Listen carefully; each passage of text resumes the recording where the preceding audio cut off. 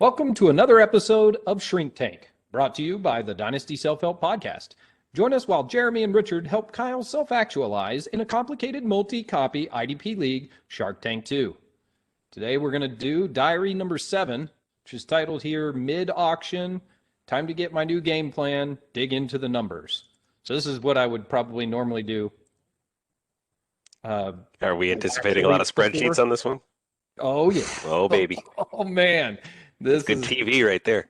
Yeah, you guys are going to, you're going to have to scrub your computers clean after we're done with this one with all the spreadsheets you're going to be looking at. All right. So we've been through the first basically 2 weeks, a little over 2 weeks of the draft. You love that t-shirt. Auction. And oh my gosh. Filmed a lot that morning. So much craziness going on. Tons and tons of money being spent. Players are going away, but I keep going back to, geez, I've got a lot of players on my board. They're not necessarily at quarterback or running back. Like those positions are picked clean pretty well through. Yeah, we all have our flyers and our sneaky sneaks, but overall, I mean, the big wigs at the wide receiver and big wigs at running back and quarterback, they're all gone. All. I mean, they're picked clean. Top 15, top 20 guys at those positions. Gone. So I'm starting to look at it going, well, man, it sure seems like we're still spending. Like I thought week one we'd spend at this clip. We're still spending. People are dropping 250, 300. Every day somebody's going for 300, 250. Well, that's more than 10% of your budget for one player. A $400 player, that's 20% of your budget. 20% of your budget, and you have to fill in 80 players? Like I just, like I'm dumbfounded here. Yeah, we get a refresh. We get $400 more at the rookie auction. I got to figure this thing out. Now I'm going to start doing a deep dive into the numbers. Okay, so sorry, I got a little distracted there. Basically, though, I'm starting to figure it out now that apology accepted. There's something wrong with this number system. It's been a ghost. It's a con. Creaky door. I'm trying to figure out what is the value of a shark buck now. That's really impactful to me. So I said, okay, I'm going to really, really dive into these rules. And I started to read all of the information that was available to me in the bylaws and started to notice some major discrepancies. Okay, people are spending like mad right now. And I said, I might be able to compete with a few guys here and there and get a guy here and there. But maybe my strategy is just to pick a few of my favorites and just kind of target those. We try to get a few of my favorites. And if I see one of my sleepers come up and one of my guys that I feel like could be a top 20 at that position, sure, shoot a little bit higher for him, but kind of under the premise of like still not that high. Like I'm going for fifth copy, right? I really started to embrace this concept. What's the difference between first and fifth copy? And if you haven't played copy leagues, I think that's incredibly important. So you've got waivers that are running every day. You don't know who's going to bid what. You don't know how much they're going to be for each of those copies. Well, when they go, you get to look at it. What was the top copy? Went for 200. What was the bottom copy? Went for 100. Well, you know, if you were anywhere between 100 and 200, you would have gotten that guy. So being the top payer of a copy, you're leaving money on the table. Being the second player, you're leaving a little money on the table. Your goal, your real shot is to be the fifth player. You want to be the guy who got the player that you were bidding on, but spent the... What do they call the person that finishes last in ranking in med school? Doctor. Indeed. That's right. That's where you want to be in copy leagues. That's where you want to be in med school. Yeah, well, maybe. It's not where people... It's an interesting life lesson there, Jerry. I don't know about that, but... Hey. C's get degrees, right? Everybody's always telling you go out there and do your best and be your greatest. But, man, you want to be just like barely above passable. That's doing it smart. Sorry to all of our Boston listeners. I don't know what the hell that was. Oh, well, Andrew's a Boston listener, but he doesn't have Boston accent, so he won't understand you. Now, funny thing is that's pretty much like the premise for Dr. Spaceman, right? I mean, that's one of my favorite. Dr. Spaceman, Dr. Spaceman. Hello, I'm Dr. Spaceman. The least amount of money you possibly could have. Even at fifth, you may have been substantially over sixth. You don't even know that, but you do know that at fifth, you were at least the lowest that still got a guy. So that's really impactful. Now I'm going to start figuring out, here's the rules. What are the major things that I'm seeing? All right, each year you're going to get somewhere between 500 and 1,000 budget, maybe plus or minus a little bit. There's side payouts. There's these other crazy things you can get extra shark bucks for here and there, like wildly crazy stuff. Like we really got to pay attention to this and really got to pay attention to that. Like, oh my gosh, we're going to have rivalries. There's Olympics that he hasn't even mentioned. You're going to have, after the first 6 weeks, there's random teams that get chosen by the best players in each division. And like, there's just, it's a neat thing. There's a whole bunch of cool side projects, side bets that will go on through the league. So I am now a student of the bylaws. I'm going to figure this thing out. And then I start looking at the economy and what's there. And I go, we have spent here 15 days in. Now I'm fully understanding that it's not a 20-day auction. It's 20 days until we go to double nominations. So at day 21, we're going to go to 28 possible nominations a day instead of 14. 80% of the money is gone 15 days into this 45-day period. 80% of the money is gone 15 days into this 45-day bidding period. Money is going to be incredibly valuable. So money has never been more valuable in this league than it is right now. It will never be. We're going to get 1,000 shark bucks each year plus. If you're one of the worst teams, you may have 1,200, 1,300. You're one of the best, you may only get in 500, 600. Okay, so that's your bottom end barrel.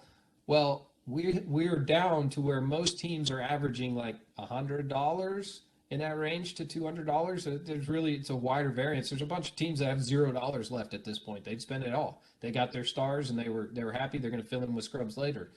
But when you really look at the quantity of players that are available, the days that are left in this league, and I'm going, there's not going to be scrubs available. I started to do the math.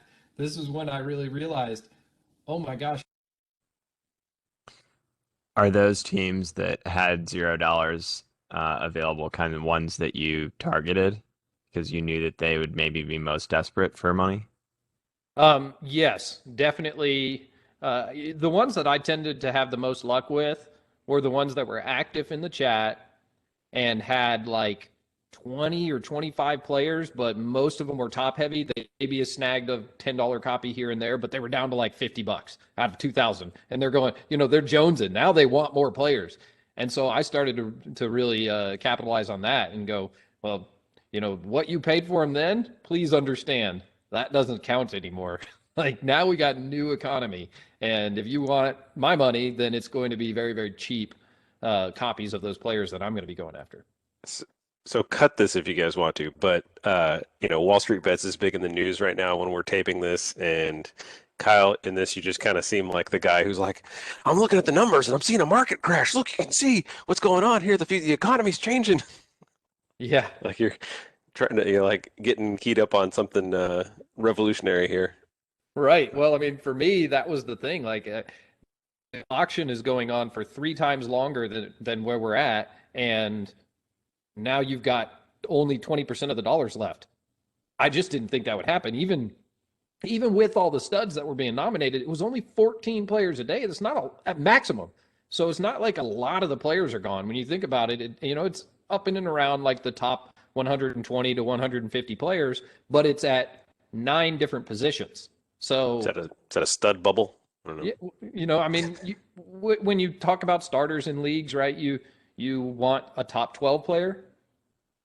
Top 24 is good, but 24 times 9 positions, we're not even near our top 24 players being gone at every position. So that's where I'm thinking, well, we still got top 24 guys, and top 24 guys can win you leagues. I don't know about this one because there's 69 other owners, but they can win you a lot of leagues. How big is an active roster? So I'll go over that math here. Okay, sorry, it took me a little bit to find that, and my daughter came in to ask some questions, fun stuff. So what I started to think through was starters. Like, okay, how many players are we talking about? 65-man rosters, 5 copies. Okay, but also rookies are excluded from that. But Devy's mixed in with rookies. All right, I got to think of this. How many players are we talking about that play in the NFL? Let's do that math. So I started to load it up, and I said, okay, how many teams are there? There are 70 teams in our. Now, unless you guys really want to go into this, I did watch this the other day, and it's kind of slow. But basically, this is just computation, and I can play this for the Sharks that care about it later.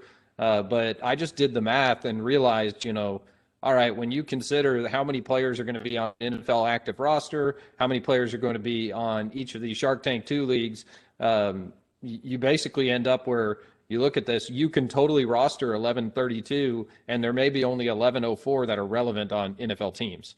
So that was kind of the math that I did. I'm like, they're all going to be gone. Like, who is going to be left on waivers? Like, so that was the thing. Like, you got to fill your team, right? And I continually am shocked by this process as people aren't filling their team, which kind of hits me later as a slight bit of a problem, but that'll save us some of this Oh my. video. Let me just fast forward 40 minutes here. Yeah.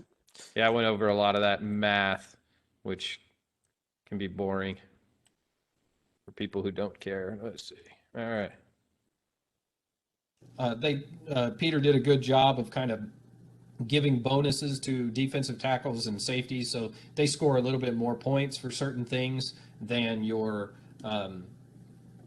players would at the other position. So a defensive end or a linebacker, they all score points different. So a defensive tackle and a safety score points different than a defensive end and a cornerback. So it works out to where these guys that have less time and less percent chance to be impactful on the team, those guys still end up with a good chance of scoring points. So I started to look at the defensive players, and I went, okay, that makes sense. I get it now. I get how these things are scoring. We got a lot of value. And I started to compare defense to offense, and I went, wow, okay, sure. Your top end quarterbacks, your Deshaun Watsons and your Lamar Jacksons and Patrick Mahomes, these guys, Christian McCaffrey, these guys scored a lot of points. A lot of points.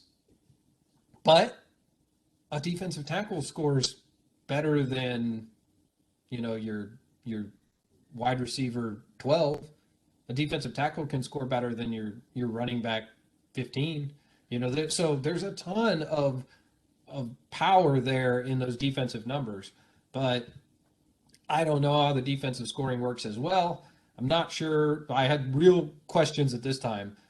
How do these defensive tackles, defensive end versus outside linebacker, like who's determining this? I don't even know. Where are you getting this data? Because how, like, I have these guys and they could just change, right? I mean, like, that's scary. Like, I got the best defensive end in the game, and then all of a sudden, he's an outside linebacker and he's not all that good, because defensive ends they get more points per tackle because they don't tackle as much as an outside linebacker or an inside linebacker, excuse me. So yeah,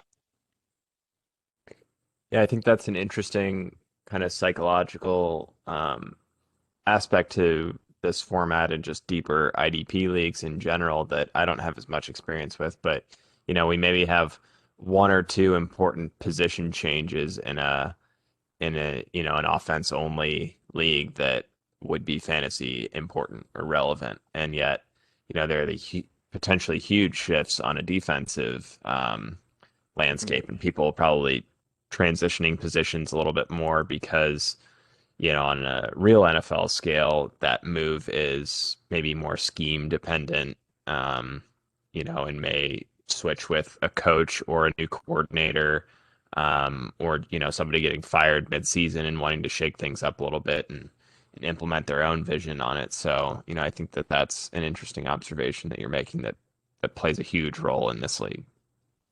I've said it before, and I think that that's one of the things that really is scary for people who haven't played IDP, is to go in there and know that linebacker can become a defensive end next year, and your defensive end can become a defensive tackle, and like you have no control over that. It's really scary, and it happened to me. It was very impactful. I'm sure there's going to be some diaries on it. But the answer to my question, I now know there's one guy who determines all of the defensive positions for MFL. Hmm.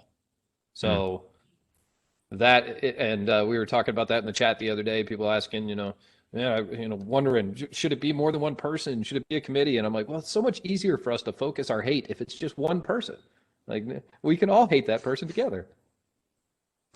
Well, and at the same time, if there's a way that you can capitalize on that to some degree, where you might be able to take defensive tackle 12 that there's rumblings that he might be shifted outside, or to linebacker or something like that. That might be somewhere where you can not necessarily go for the stud that has, the stud at defensive end that has a chance to drop off by moving inside or something like that, and kind of take maybe look lower down the list there where there's a chance, um, that it wouldn't hurt as bad because you didn't invest as much, or you're not depending on that as much, and then take more shots maybe at guys that could have the opportunity to make kind of that advance by a position change. Yeah, it I don't know definitely. how often that happens though. It's a lot. So like the changes each year, I don't have the percentages. Some of these guys that I play with will, they track this stuff quite a bit. But man, I'd tell you probably by the time I was said and done on my roster, there was about 15 players that changed positions. So huge stuff. Like um, what's his name that was playing defensive end for the Cowboys moved up to the Chicago Bears and they put him to a linebacker. Well, that's about the worst thing that can happen, to switch your defensive end who gets higher points per tackle because they're expected to get 40 tackles a year.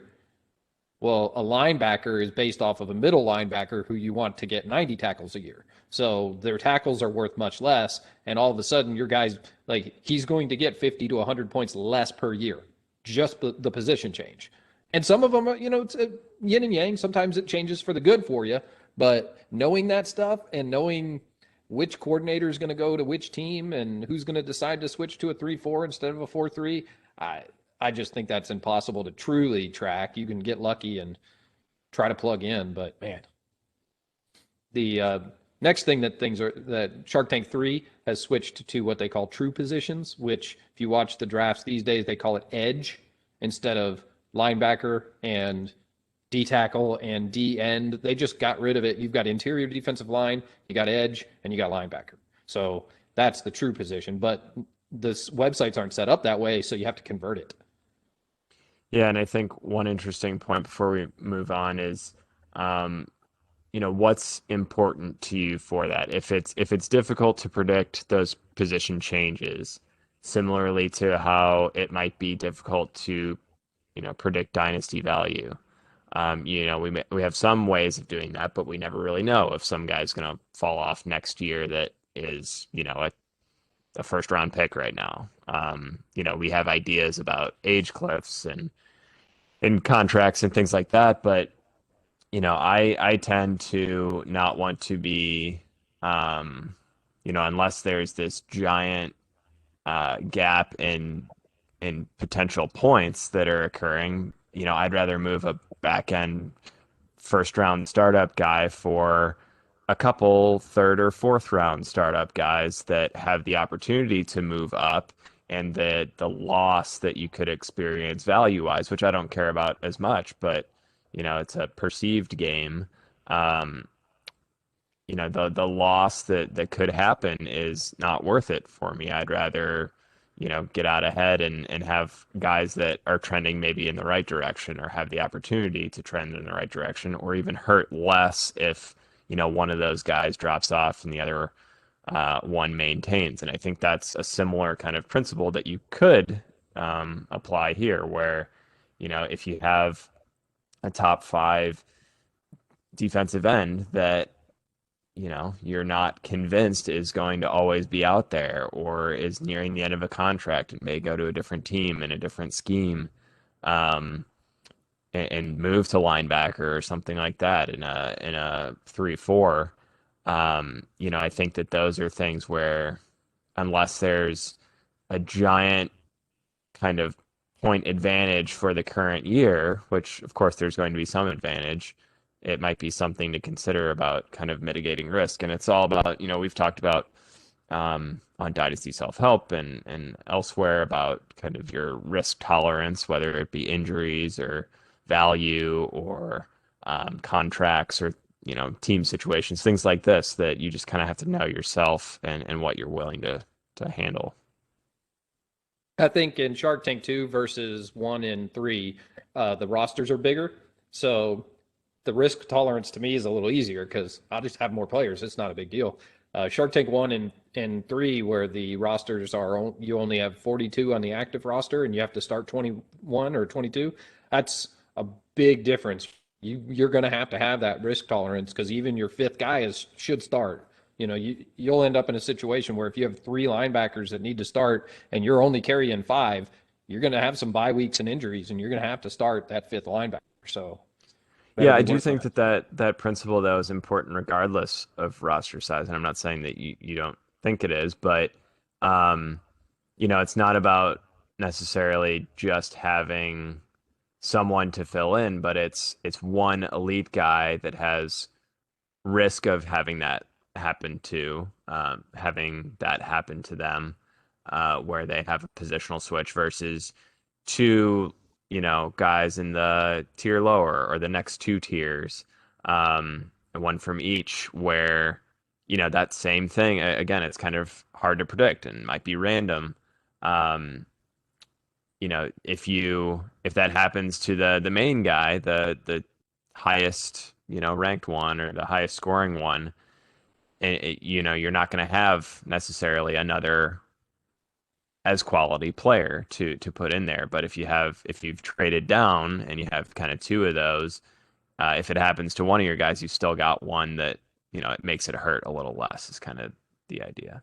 Yeah, and I kind of prescribe to that. I tend to not have top 5 guys. I would prefer to have 2 top 10, rather than 1 top 5. It's just kind of how I roll, but not always. I mean, it just depends on the league. It depends on the settings. Backer who rushes the passer isn't always as valuable unless he hits the passer a lot. He's not as valuable as that inside linebacker who gets 120 tackles. So, all right, I get this. I can build a strategy, but how do I keep these players from changing positions? I just don't even know that. So that's a worry for me at that point. But I know I can at least tweet at them by having a lot of players. So in addition to my strategy and looking at, oh my gosh, there are going to be all players gone, I started to think about, okay, what's my base strategy for determining how many players I'm going to keep available here. And I just kind of threw my rough numbers up here, did my game plan, and I said, all right, I know I'm going to be hitting and doing fine. Let me just hide all this because there was just some notes on who was available at the time. It's not really impactful. So I'm looking at it like I got to keep 65-man roster. Let's not even wreck your team at this point. But from this 65-man roster, I can determine here that I want to keep depth at these positions, right? And you got your minimum starting spots and your maximum starting spots. And I said, well, how do I really make sure that I got enough of all these spots? Like I need 6 defensive tackles. That gives me what happens if what happened to me. Like one of my best defensive tackle prospects, Jordan Phillips out of Oklahoma. He was a badass D tackle there in Buffalo, and he moves teams, and now they've credited him to be a defensive end.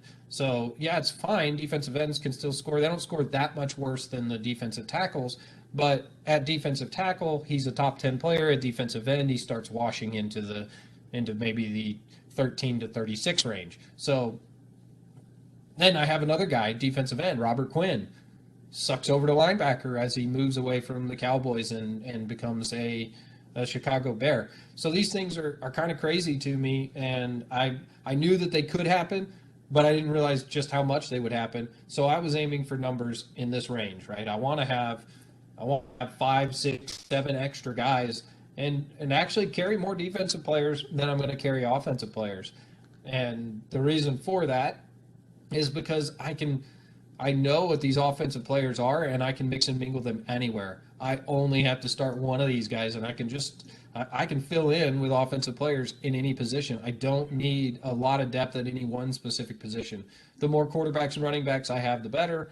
Wide receivers have a lot more long-term value, and some of the tight ends I went for will have a lot of long-term value. But the defensive players here, I know I can get them for cheaper, and I can get them for cheaper in the drafts. I can refill them, but at the same time, I want to be able to survive an entire year without needing to trade anybody and have to feel like I need to sell the farm to be able to make stuff go. Because I have a feeling that as attrition hits and players get injured and so on and so forth, what you're going to see is a lot of these teams are going to struggle to hit these numbers. They're going to struggle to start 2 safeties and 2 defensive ends and find their defensive tackle, because if they've only got 2 or 3 defensive tackles and one guy gets converted to D end and 2 guys get hurt, they're done. Or even if one guy gets hurt and the other guy just happens to not be good, you got to be able to handle the fact that you don't get to pick the top, 3 of the top 10 players.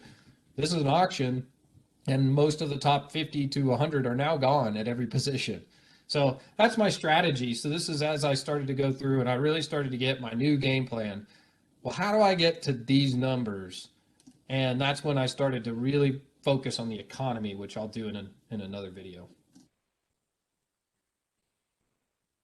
All right. So now I've done the math. I'm done with all this stuff. I got a good idea of what IDP is, done a lot more research. I still don't understand the differences, right? Like I said, I don't know who is actually going to be making these changes to defensive end and all that. And apparently they do it twice a year. So this one switch happened like right around the draft. And then they do another one that's not quite as impactful closer to the season. But this is, people wait on this. I mean, it's like, why trade, right? I mean, it ends up causing this like really weird anxiousness in the IDB community as you wait for this guy to put out his rankings or his position chart. Because, like I said, Jordan Phillips, one of the top scoring defensive tackles last year. If you have a defensive tackle position, he's very valuable. If he switches to defensive end, which is possible because he's a 3 technique, smaller type defensive tackle, it could have happened to Aaron Donald. At any point in time, somebody could have accidentally, traded for him or purposely traded for him, but he accidentally ends up being a defensive end. And you're going, well, his value is, he's still good, but there's other people that get that many sacks at that position. There's just nobody else who can penetrate the offensive line like him at the defensive tackle position. So it's intriguing, man. Learning IDP has been fun. I'd say that's definitely the hardest thing is learning the IDP stuff and realizing that good players don't score good points. It's like Byron Jones, I thought I was doing so good first week in the draft. Look at me, snuck in a corner and I paid $20 for him. Bad move. That's what gets me about all this stuff. It seems like you're putting all this calculus behind setting up the perfect opportunity for a shot. Like you control so little at the end of the day. So you're just trying to, it's like a game of chess with the universe. Good luck. I mean, it's not all that far. Do you ever play?